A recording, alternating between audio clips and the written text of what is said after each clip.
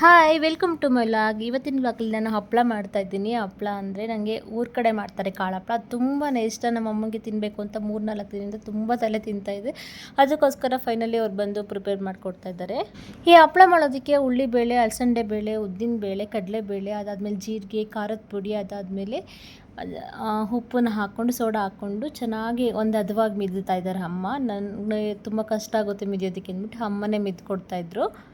ನಾನು ಫುಲ್ ನೋಡ್ಕೊತಾ ಇದ್ದೀನಿ ಹೆಂಗೆ ಮಾಡೋದು ಅಂತ ಅಂದ್ಬಿಟ್ಟು. ನಂಗೆ ತುಂಬ ಇಷ್ಟ ಈ ಹಪ್ಳ ಅಂದರೆ, ನನಗೆ ಸಖತ್ ಇಷ್ಟ ಆಗುತ್ತೆ. ಅದಕ್ಕೋಸ್ಕರ ಫೋರ್ಸ್ಫುಲ್ಲಿ ಅಮ್ಮನಿಗೆ ಮಾಡಿಸ್ತಾ ಇದ್ದೀನಿ. ಇದು ಬೆಳಗ್ಗೆನೇ ಕಲಸಿಟ್ಬಿಟ್ಟು ಮಧ್ಯಾಹ್ನ ಶುರು ಮಾಡ್ತಾ ಇರೋದು. ಟೈಮ್ ಇಲ್ಲ ಅಂದ್ಬಿಟ್ಟು, ಇಲ್ಲಾಂದರೆ ನೈಟ್ ಕಲಿಸ್ಬಿಟ್ಟು ಬೆಳಗ್ಗೆ ಮಾಡಿದ್ರೆ ಇನ್ನೂ ತುಂಬ ಚೆನ್ನಾಗಿರುತ್ತೆ ಅಂತ ಹೇಳ್ತಾಯಿದ್ರು ಅಮ್ಮ.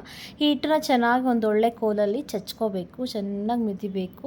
ಚೆನ್ನಾಗಿ ಮಿದ್ದಷ್ಟು ಹಪ್ಪಳ ತುಂಬ ಚೆನ್ನಾಗಿ ಬರುತ್ತೆ. ಇನ್ನು ನಮ್ಮಮ್ಮ ಎಲ್ಲ ಹಸಿಟ್ಟನ್ನ ನೀಟಾಗಿ ಒಂದು ಹದವಾಗಿ ಮಿದ್ದುತ್ತಾ ಇದ್ದಾರೆ. ಮತ್ತು ಇದನ್ನು ಹಿಟ್ಟನ್ನ ಹಾರೋದಕ್ಕೆ ಬಿಡಬಾರ್ದು, ಕವರ್ನ ಕ್ಲೋಸ್ ಮಾಡಬೇಕು ಅಂತ ಹೇಳಿದ್ರು. ಅದೇ ರೀತಿ ಕ್ಲೋಸ್ ಮಾಡ್ತಾ ಇದ್ದೀನಿ ನಾನು. ಕವರ್ನ ಕ್ಲೋಸ್ ಮಾಡಿ ಹಿಟ್ಟನ್ನ ಇಟ್ಬೋದು, ಇಲ್ಲಾಂದರೆ ಒಂದು ಯಾವ್ದು ಬಟ್ಟೆನ ನೀಟಾಗಿ ನೀರನ್ನು ತೆಗೆದುಬಿಟ್ಟು ನೀಟಾಗಿ ಕ್ಲೋಸ್ ಮಾಡಿದ್ರೆ ಹಿಟ್ಟು ಅಂದರೆ ತುಂಬ ಮಾಯಿಶ್ಚರಾಗಿ ಇರುತ್ತೆ. ಸೊ ಚಪಾತಿ ಥರ ಲಟ್ಟಿಸೋದಕ್ಕೆ, ಹಪ್ಪಳನ ಲಟ್ಟಿಸೋದಕ್ಕೆ ತುಂಬ ಈಸಿ ಆಗುತ್ತೆ.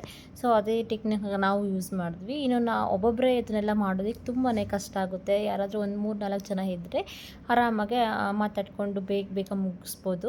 ಈ ಪ್ರೋಸೆಸ್ ಬಂದ್ಬಿಟ್ಟು ಒಂದು 3 ಅವರ್ಸ್ ಏನೋ ಹಿಡಿತು ನಮಗೆ. ಸೊ ಇದಾಗಿತ್ತು ಇವತ್ತಿನ ನನ್ನ ವ್ಲಾಗ್. ಇಷ್ಟ ಆದರೆ ಫಾಲೋ ಮಾಡಿ, ಲೈಕ್ ಮಾಡಿ. Thank you all. Bye bye.